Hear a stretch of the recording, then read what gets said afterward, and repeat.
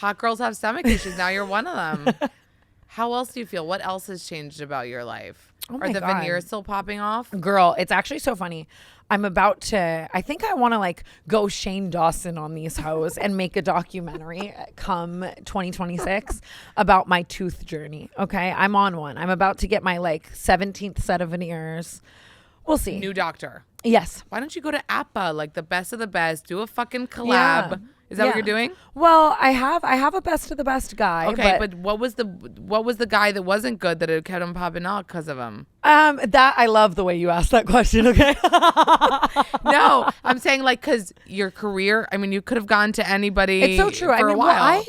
It's actually funny. Like half of the reason why I want to make this documentary is because you're serious about the documentary. I mean, it's a Tana Mongeau documentary. Okay, it's not going to be Hulu quality, but it'll be on my YouTube. But the reason why I want to talk about the bigger message of all of this is because I think that I got veneers at a very young age, and it was also before a lot of the fancy things existed, the composite bondings and where you don't have to shave off the tooth and shit. Yeah, it was just come in, shave it down, shove it up, and get out. Right, like it was. I mean, I had a lot of dental problems. Like across my childhood, I just didn't like meet the care and the need, so I had to fix a lot of things.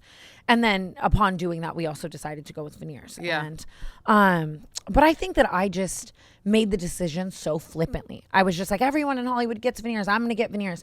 And obviously now, 5 teeth ejecting themselves across the globe later, there is definitely some things I wish I could have told that younger version of myself to be a little more mindful of. And I'm kind of excited to share that journey. I think people shouldn't just look at veneers as like going to cut a bob, like those are your teeth. Yeah, those are your teeth. But the thing is today they have the stick-on ones and yes. you don't even have to shave it off. Exactly. So it's not even a big deal. I missed the mark on that one. But still, I'll still see like just younger influencers being like, I went and got veneers. Right. I shaved my teeth off. It's still very normalized. Yeah. And people are getting veneers that really don't need it. It's so true. It's so true. I mean, and I remember even when I got mine, I was dating Bella Thorne at the time, and she was like heartbroken. She was like, why would you do this? The character of your teeth. And I remember at the time being like, you are so dramatic. Look at my my shiny teeth in me, right? I felt like the guy in like, what is it, Fairly Odd Parents? And now looking back, I'm like, she kind of ate with that notion. She had a point. That, fixing your own teeth or embracing the character often leads you down a healthier path. And I remember but some the people Bella get Thorne veneers era, by the way, very well. Me too. What year was that?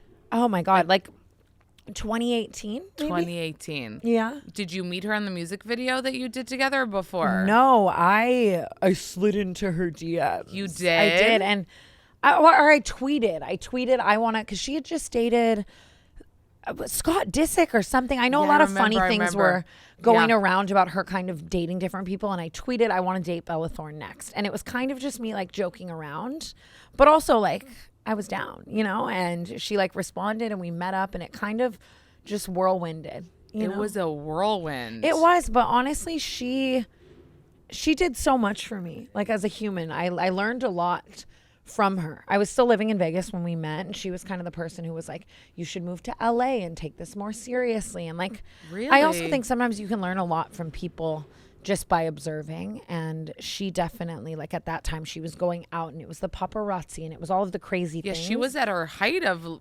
fame at the time. And she would walk into a room and every single person would turn their heads. You know what I mean? For better or for worse. She was very polarizing and just also beautiful and just like captivating. And I think that I learned a lot about like commanding a room and being that bitch. And like I took it too far, obviously, later down the line. But I don't know where I would be if what if I stayed in Vegas longer? What if my whole life would be different without her? Moved, like Bella got you to move. Yeah, I was coming out to like see her a lot and just spending more time in LA, and she was like flying me out like a sugar daddy. God bless her. I owe her some Southwest flight money for sure. But yeah, I mean, she was definitely I met a lot of people through her, a lot of my best friends that are still my best friends. Like, so what age did you move out? I officially moved out to LA. I mean, I was like 18, 19. But I was coming out here a lot before that. It was just kind of, we're not coming in LA. Yeah. You don't know in New York City. Yeah. I don't. I'm on a press run. Can you tell? But yeah, I mean, just more over time. I started. Wait, so the Mod Sun thing, how did that happen? Were they dating at the time, or did he joined? It's funny. No, I think I joined them, ? Someone fact check me on my own damn life. I actually don't know. It was all a blur, a mix. Yeah. A blur. A blur is a great word. But we did meet through her, and that is how that happened, and you were legit a throuple. I wouldn't say that. No? But it's so interesting because I wouldn't not say that either. It was just like, I don't think any of us knew what the fuck was going on. There was this media narrative, and I do think Bella kind of liked that narrative at the time. And I also I loved the eyes and the chaos. You loved and it. Stuff. You loved it. Of course. Yeah. You could tell. You could really tell. You could tell I was eating that shit up. What did you do? I was posting everything. I was feeding into every narrative. Did she care? Was she stop posting? No, she liked it too. I think. Okay. I mean, she started the kind of throuple thing, right? She was like, I want to date Mod Sun, I want to date Tana, and we're all here. And I mean, we would all just spend a lot of time together. We really would, but it wasn't. I wouldn't say it was like a throuple. And obviously, that kind of. But you were more into her than into him. Yes, across the relationship, Mod and I actually really did not like each other because you were fighting over Bella. Yeah, it was kind of, and I think she kind of knew that. And it was like a fun, who am I going to give more attention to today? Who am I going to, and obviously it's hard to give attention to two people across a relationship, I mean. But a throuple means that you and him would also be that's what I'm saying. Sex. So it kind of wasn't, but then obviously we dated after. So it was almost, we hated each other until the throuple was over, and then that almost brought us together, being like, hey, what the fuck was that, right? And what was that relationship like? It was good. Yeah? It was really, really great. He's a really great person. He taught me a lot about life, and it was also in my music era, so he was helping me a lot with that and stuff. Yeah, but he's dated a lot of girls. He's lived a long life.